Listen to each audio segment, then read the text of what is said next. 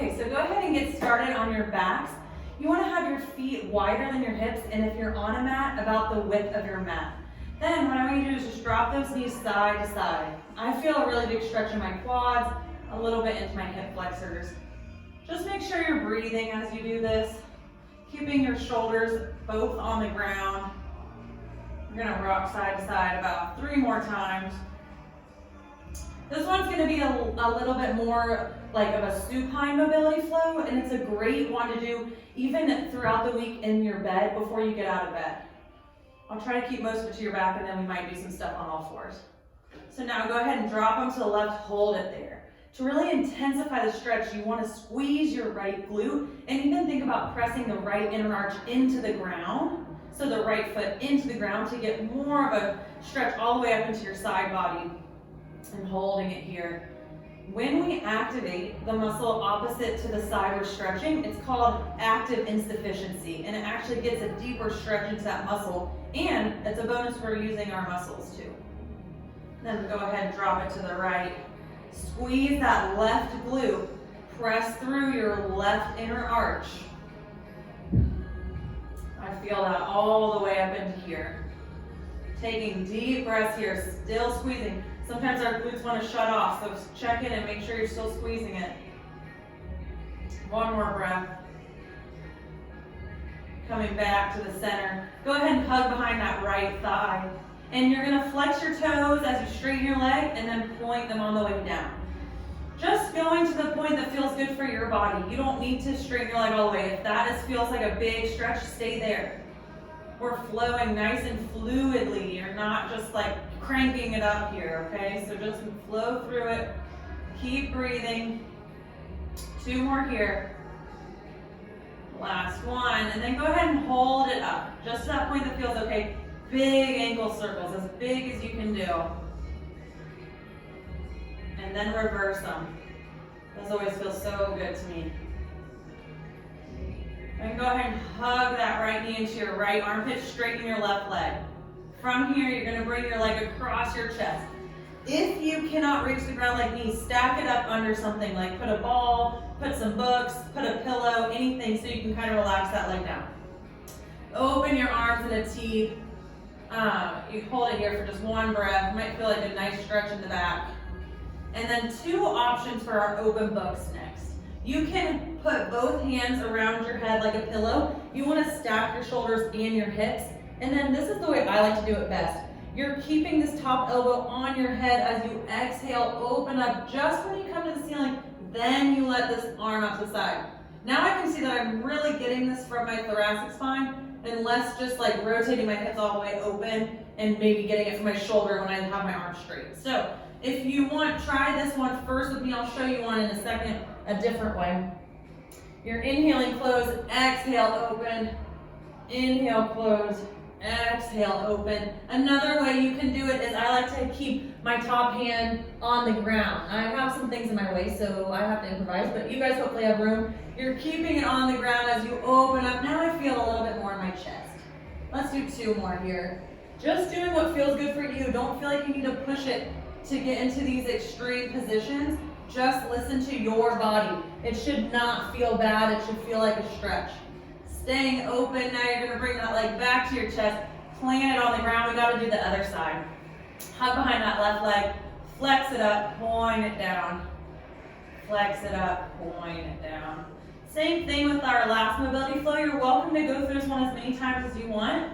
Or you can pause it if you're like, oh, I need to do a little more of these. Pause it and stay here. Just make sure you're even on both sides. And make sure you're not tensing up anywhere in your body. Sometimes when we stretch, if we don't have a lot of mobility, we tense up. Hold it at the top, big ankle circles. So try to check in and see, okay, am I clenching my jaw right now? Am I lifting my shoulders? Am I pulling my stomach in too much? Reverse those circles. So we should be able to stay nice and relaxed. Yes, you're gonna feel stretches in certain areas. You can probably hear my ankle popping. Bring that knee into your left armpit across your body. If you have one of those balls, you can also put it under there. I don't know if I said that on the other side. Open those arms in a T. The goal is that you try to get this shoulder to the ground, but the most important thing is that your hips stay stacked. I really don't like it when we open our hips, okay? I'm gonna hold my head because I like it best. We're gonna do 5 open books. Stacking your shoulders, exhale, open. This side I have so much more range of motion today. I don't know if you noticed how I was on the other side, but I was not getting nearly close enough to the ground.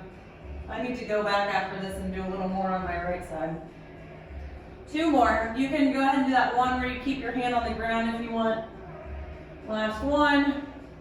Staying open. Go ahead and bring that leg back.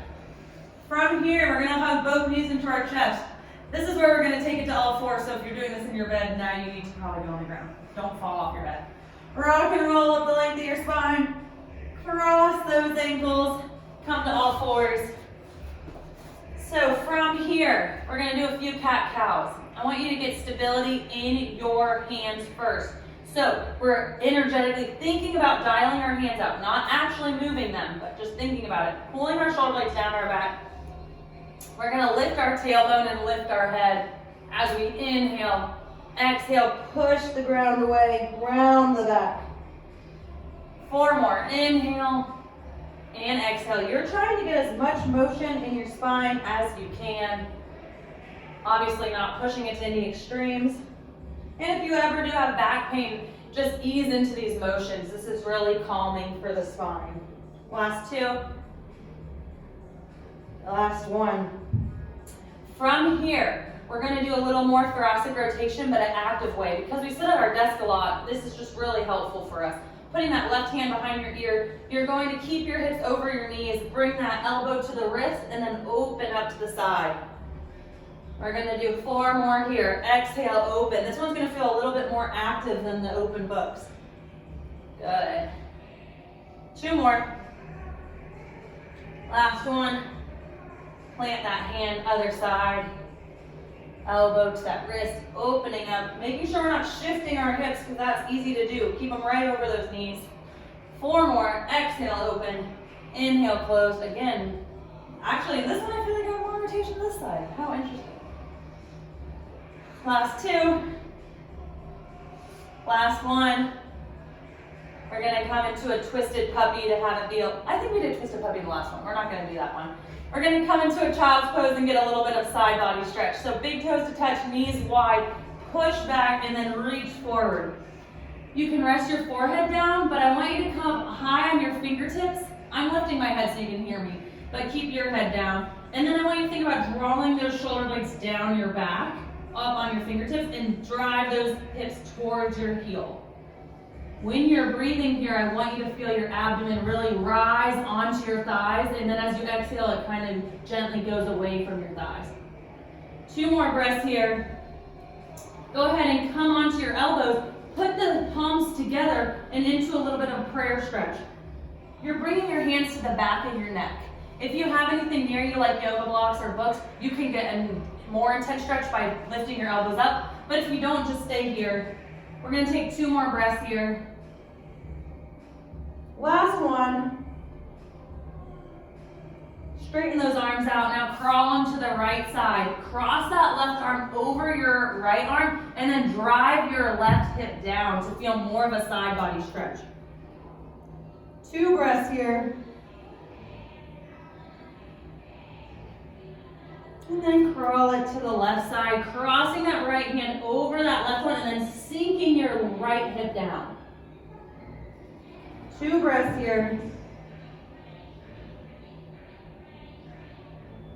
Coming back to the center. We're almost through. Coming up to all 4s. I want you to tuck those toes under and push back to a down dog. We're going to pedal our feet out. This next stretch is a little bit more advanced, so feel free to skip it and hang out in child's pose. You're going to come forward, and then you're going to drop your feet to the knife side edge. And then you're going to send your hips back, pressing equally through both arms. Now switch to the other side.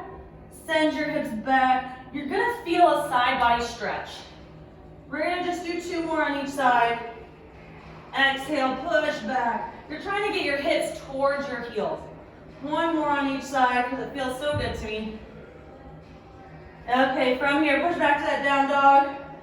We're going to walk our hands to our feet. Two more stretches. Go ahead and cross that left foot behind your right one, and then crawl your hands to the right. You can bend your knees as much as you need to here, okay? Don't kill yourself to be here. You can also put your hands on your shins. A little bit more of a balance challenge. One more breath. And then uncross that left leg, and now cross the right one behind the left. Crawl to the left. 2 more breaths. Go ahead and uncross. Last thing to make your way up to standing. Interlace those hands behind your head. I love doing it this way. Roll up one vertebrae at a time. The head's the last thing to rise. As we get to the top, open up that chest. Big inhale. And exhale, bring our hands down to our side. My shirt's everywhere. Good work, guys. Have a great day.